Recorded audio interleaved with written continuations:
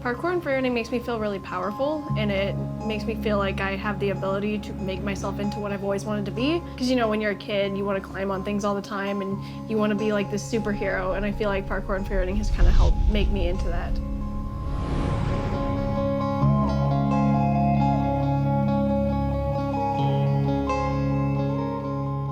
If you want to be good at anything, you got to be obsessed with it, and Sydney's obsessed. Parkour is basically moving from point A to point B as efficiently as possible. I am more interested in the freerunning aspect, which is basically adding in like flips and more creativity into your lines.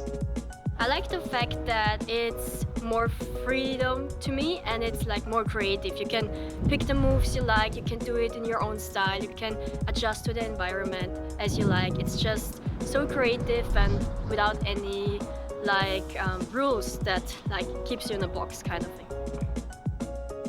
Parkour is really all about self-control, you know, getting from A to B in the fastest and most efficient way possible. And then through time, the idea of just training very specific moves with no goal, I think maybe started to lose a little interest. And the athletes that were doing it wanted to push a little further. And what did that mean? I think it meant trying a backflip in the line or trying to do a little bit more extreme movement. And that's where freerunning was born, this idea of self-expression through movement.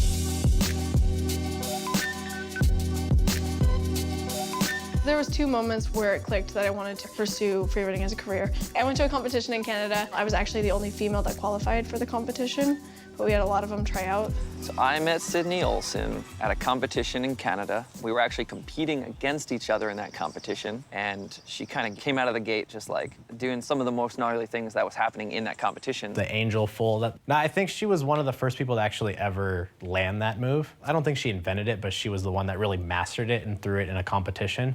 I don't know, it kind of blew me away immediately. Like, without hesitation after this competition, like, went to go talk to her and we're like, where have you been? And then like, what are you doing?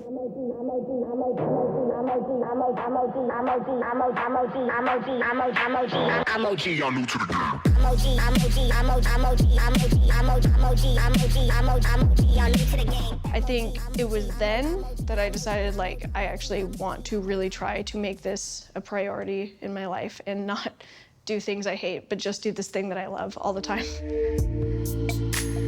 I think she did a video with Jessie and then came into the gym, and that's where I met her. And I'd seen some of her videos, and she seemed really awesome. I mean, she seemed really green, but like there was so much potential there. And so once she moved to LA, she was just around all the time, and I saw her commitment and dedication and her love and passion for the sport. And so she's really one of my most favorite people to train with. She's awesome. Her energy's great. I mean, we're hard on each other. It's a really good combination.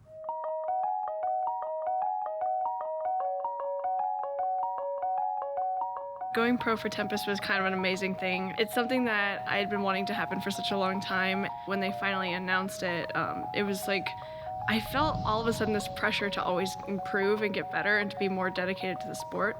Just being able to say, like, oh, I'm with Tempest Freerunning is one of the most legit things I can say, because, I mean, they just run the world here in Los Angeles.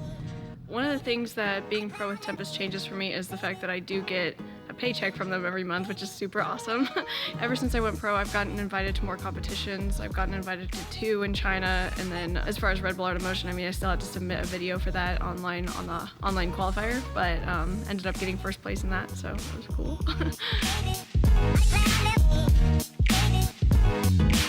She has most difficult tricks you can imagine. Like, she's crazy, just crazy. Well, actually, yeah, shit. Has anyone talked about Cindy Turbo? That is a very appropriate name for her. It's next level Sydney. Most of us know her as Sydney Olson, but when you're around her enough, you see Cindy Turbo. A lot of the time, she just switches over and she just starts dancing and making weird sounds and rolling around on the ground and doing weird stuff. It's pretty much like almost a cartoon. That's the only way I can explain it. And you have to pull her out of it and say, hey, tell us where Sydney is. Can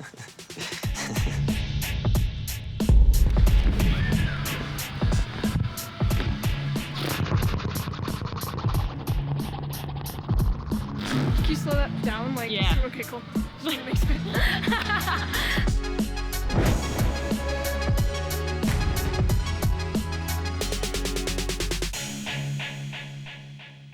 If there's one thing you really need to know about Sydney, is her work ethic. It's bar none. Parkour is what it is, the only thing I do, because everything I do kind of revolves around that.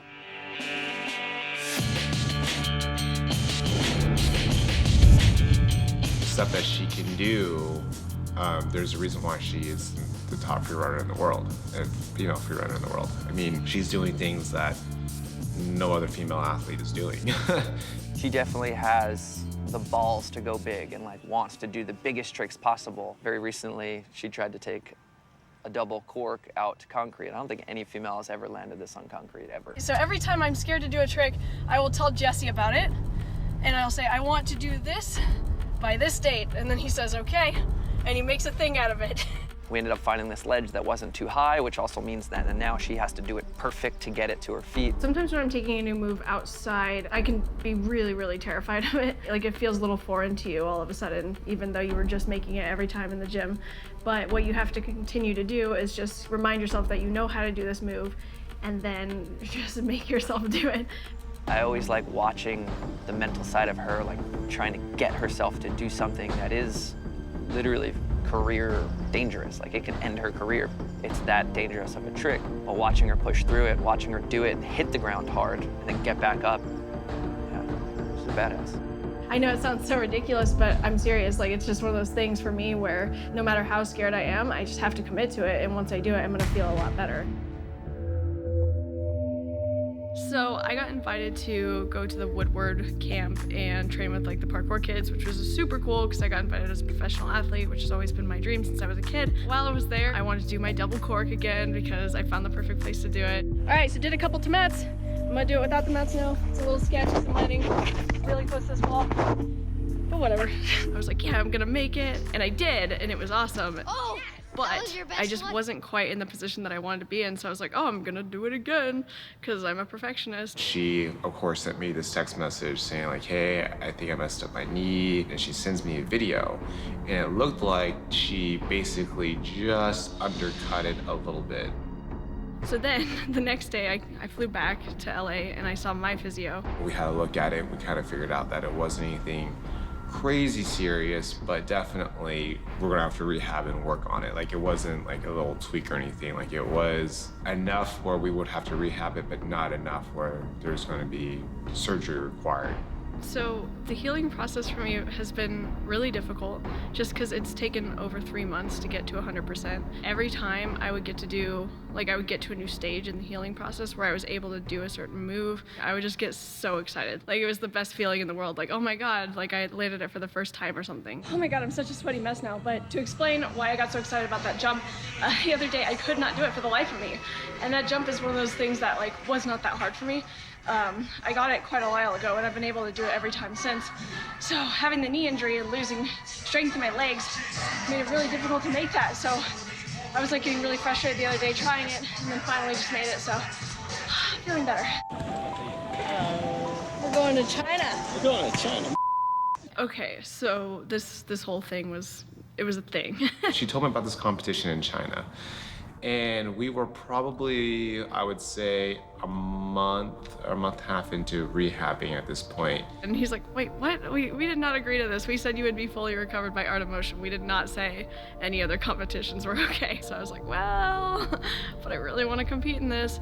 And so he told me something that I was not expecting, which was I wasn't allowed to twist. And one of her big moves, of course, is the back full. That's like one of her signature moves. So I was like, oh my God, what am I gonna do? Like, there's no way I'm gonna do well at this competition. Anytime you have these self-imposed limitations, you have to get creative. I mean, that's what this sport's all about. I don't know, when we got there, I just was like, there's no reason that I have to do any of that. Like, I can just put together a smart run, and it ended up going really well, and I ended up placing first, which was helpful in knowing how to compete, be able to put together a clean line that's going to win rather than something like, oh, I'm gonna throw it all away for this move, which just isn't necessary. In the sport of free running, the rebel art of motion is the Super Bowl.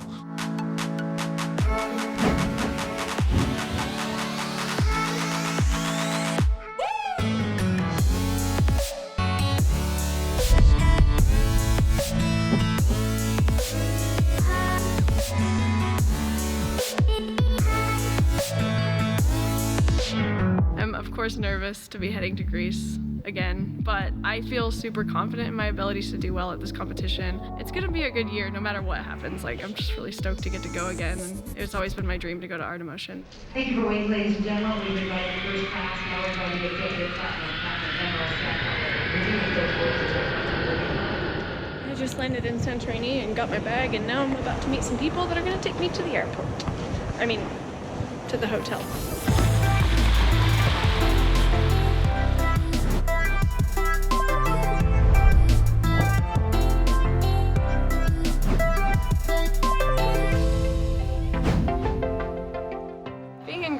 It's an amazing place, and it's kind of surreal to get to train in a location like this with so many amazing athletes as well. And we're all friends, and we're all from around the world.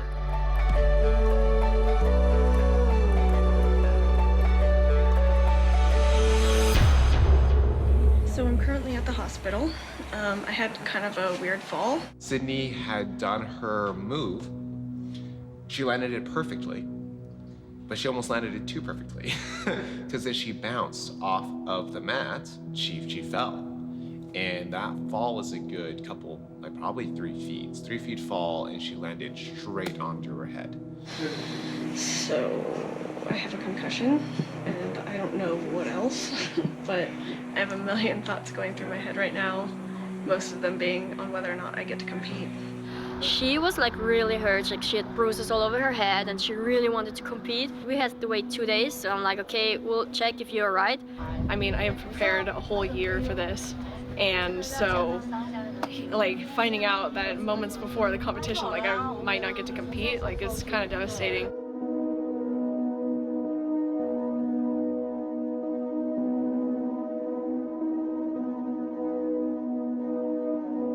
There was a part of me that wanted her to compete so bad. They basically told me, hey, competing in this is risking your life, and we're not about that, so we're gonna ask you to pull out. You know, it's not like, I think like, okay, well, we are only 2 girls now instead of 3 girls. It's like, she's a really good friend, and I really wanted to see her and to see her perform, and I could really feel, like I felt so sorry because, yeah, she worked so hard for this.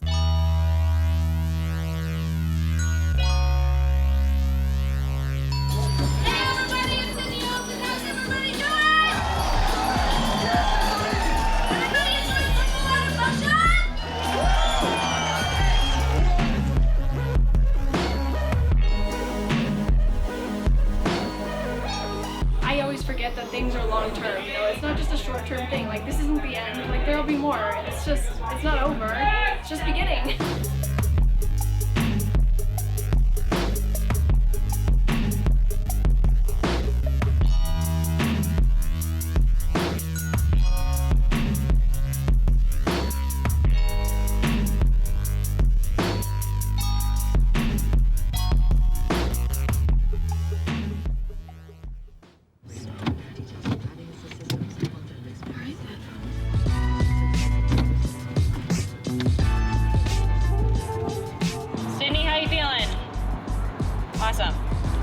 More women come in to compete. I think they just want it to be equal, you know.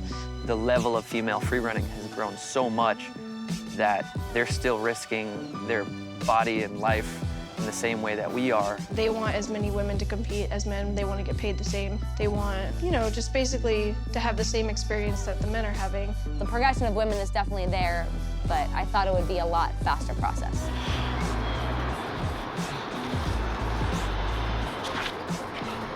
When I first started, there was no culture for women in parkour at all. I was like kind of the only girl, and now when you go to the class, it's like 7 years later, and we have like, I think 30% girls already. They're so creative and find their own ways. They know that it's not about the same gap. We don't have to jump the same gap as the guys, but we can like adjust in other ways, and it's cool to see that many girls like this way of training.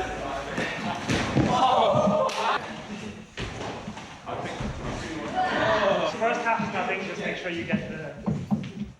They are almost trying in other competitions to fit females, but there is not a lot of females competing right now, so I'm hoping they're getting more and more girls involved. When I go out to a competition, for being a woman in the sport, and I know there's a lot of people asking about that as well, what makes it difficult is that I'm trying just as hard as the guys, but I'm gonna walk away with a lot less, because there's just less of us, you know? There's only like 2 other women besides me competing most of the time. Yeah, and that's been the big excuse for most companies hosting competitions is that, well, we can't match your prize money because 3,000 guys tried to get into this competition and 18 of them are competing, and then for you it was 5 girls applied, 2 dropped out. Hopefully for the future generations of girls like Elise Bickley and Lilu, Ruel, like I really want them to actually, when they get to be my age and they're just so good, I just want them to be able to get the money they deserve for it. So if we start competing now and we take it seriously, then it's going to lead to that eventually, because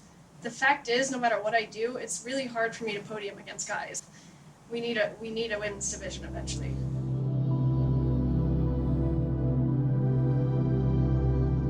How dedicated she is to like getting out there and showing women that, you know, this is possible. It's really awesome and inspiring. As far as my audience is concerned, being female is basically my superpower. Like, I'm following her on Instagram, and so that's like the only stuff I know about her, so I'm looking her videos and everything, and I really like her movement, so I think it's very inspiring to see other girls doing parkour, and especially her. She's like one of the best girls in the world, and so for me it's very good to see her videos, because yeah, then I get inspired and I like the stuff she's doing.